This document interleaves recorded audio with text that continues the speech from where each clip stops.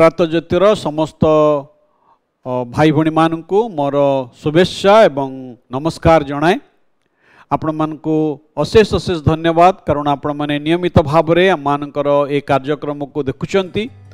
मु आपण मानकु अनुरोध करी दयाकरी आपणकर बंधु मानक मध्य ए कार्यक्रम देखिबा निमंते उत्साहित करंतु, सेमानक सहित ए लिंक को शेयर करंतु जेपरि सेमाने मध्य ईश्वरंकर आशीर्वादर अधिकारी हेबाक परिबे।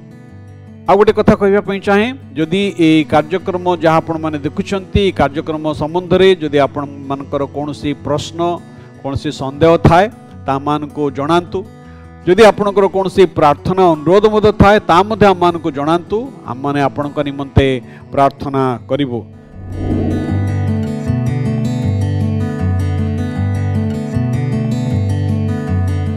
तेबे आसंतु माने आजर आलोचना को आरंभ करिबा। एवं आजर आलोचनार प्रसंग होउची जे परिवार मध्यरे वाद विवाद को किपरि आमने समाधान करिबा, how to handle family conflict. आमानकर परिवार मध्यरे अनेक समय जो विवाद उठे ताकू आमने किपरि समाधान करिबा परिबा। ना आमानकर ओडिया रे गोटे कथा अछि, संसार भितरे घर करिथिले पत्थर पड़िले सई। ए जगत रे जेहेतु आम अच्छु ए जगत रे कौन सी विषय सिद्धा नुहे, कौन सी परिवार सिद्ध नुहंती, कौन सी पितामाता सिद्ध नुहंती, कौन सी पुत्र कन्या सिद्ध नुहंती।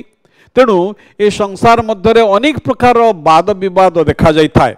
परिवार मध्य जो वाद विवाद कथा उठे ता हुए तो ए प्रकार ही थाए जे कौन सी विषय असहमति, जुक्ति तर्क बा भिन्न भिन्न विश्वास मत बा आचरण बा मूल्यबोध ओपिनियन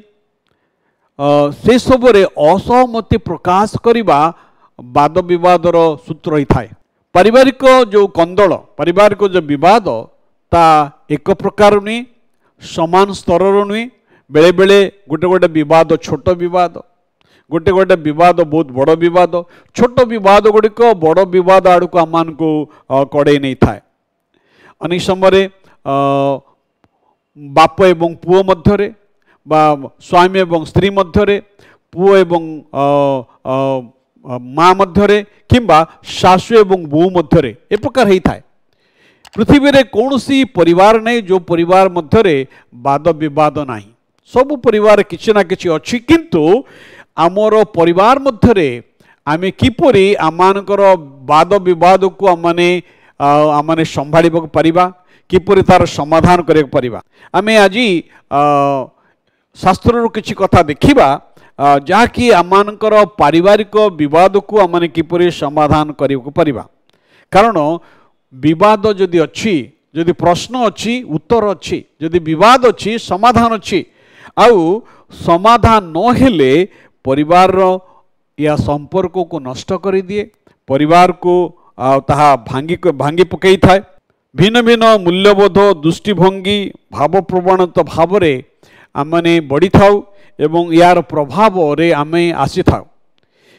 एबे देखिबा आमने शास्त्र अनुसार आमे किपरि आमानकर पारिवारिक जीवन रो विवाद को आमने समाधान करि पारिबा।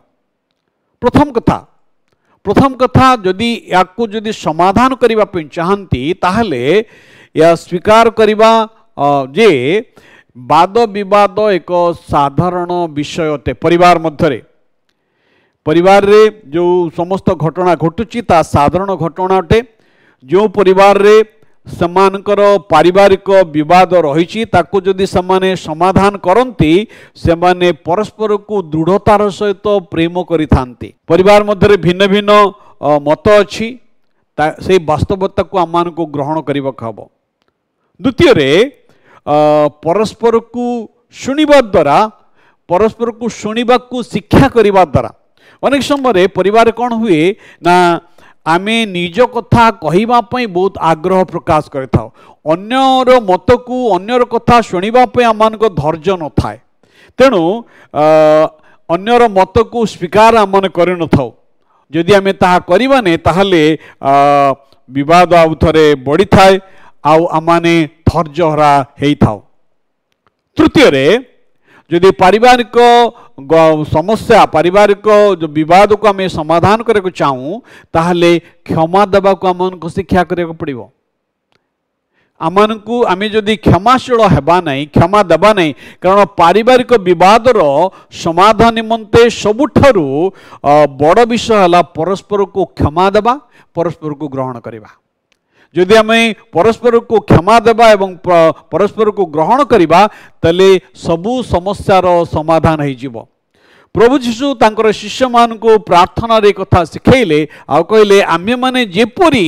आपना आपना अपराधी मान को क्षमा करियछु सेपरी आम मानकर अपराध सबु क्षमा कर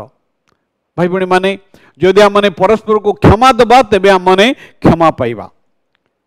आ गोटे बड़ विषय आमानकर पारिवारिक विवाद को समाधान करने कहले आमानकु नीरव रहिबा बा शांत रहिबा को शिक्षा करने आवश्यक जितेबले विवाद आसी थाए कौन से विषय विवाद उपजी थाए आउ से समय आम उत्क्षिप्त हो पड़ी था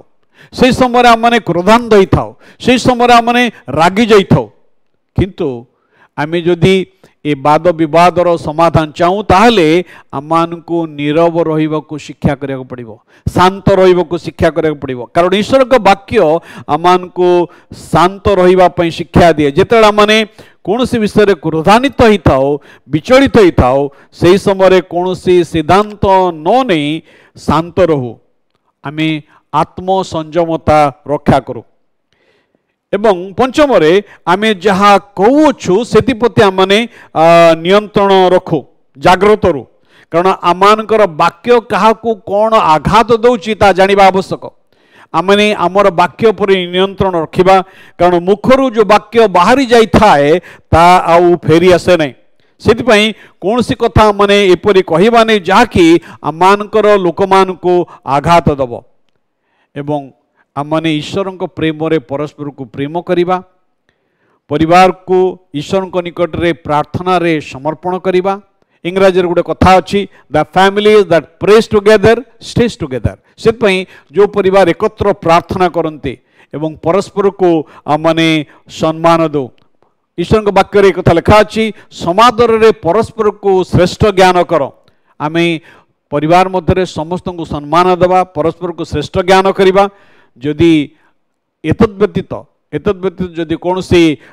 परामर्श आवश्यक पड़े तेबे ईश्वर परायण व्यक्ति मानकर परामर्श को आम ग्रहण करवा भाई भणी माने आज आपण परिवार जदि कौन सी वाद विवाद अच्छी ताले ईश्वर वाक्य अनुजाई से वाद विवादर समाधान करंतु प्रभु आम प्रत्येक को आशीर्वाद करंतु आसंतु प्रार्थना करवा प्रभु तुमर धन्यवाद दूचु तुमर पवित्र वाक्य जे आमने आमानकर पारिवारिक जीवन निमंते आलोचना करिछु जदि आम परिवार रे कौन समस्या अच्छी कौन विवाद अच्छी तार समाधान तुम पाखरे अच्छी प्रभु आमान को नम्रतार सहित ता ग्रहण करबा पई सहाय्य कर ए प्रार्थना यीशु नाम रे उत्सर्ग करूछु आमेन एतडे पिता परमेश्वरंकर असीम प्रेम प्रभु ख्रीष्टंकर अनुग्रह